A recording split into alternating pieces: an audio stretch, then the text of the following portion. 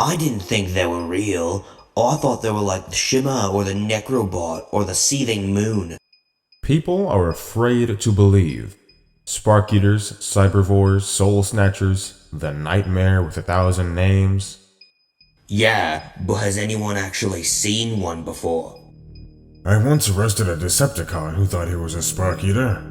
He called himself the Dark Assassin, devourer of souls and propagator of infinite sin. His real name was Blimp. I've got 29 seconds of grainy footage that's supposed to show a Spark Eater attacking the Gremlin facility on Verus.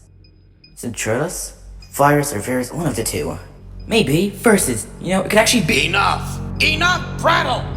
Has everyone forgotten about the dead Duobot? Or, I think his name's Or. All of you are too quick to blame the boogeyman. Yes, the Autobot had suffered massive internal trauma, but my line of work, that's not unusual.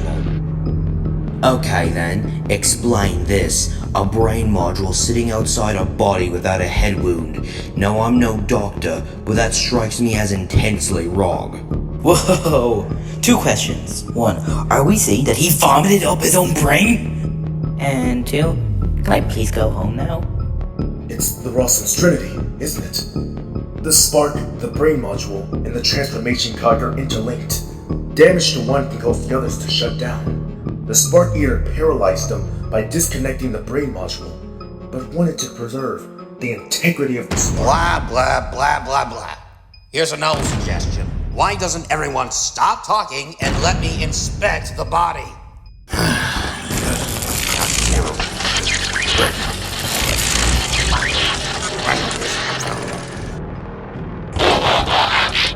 Okay, so it is a Spark Eater, if that's what you want to call it.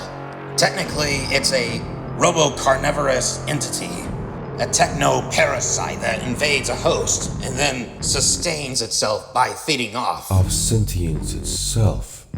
For the record, Drift, don't ever finish my sentences. I'd like a second opinion. Chrome Dome? And there's me thinking you invited me along for my dry wit.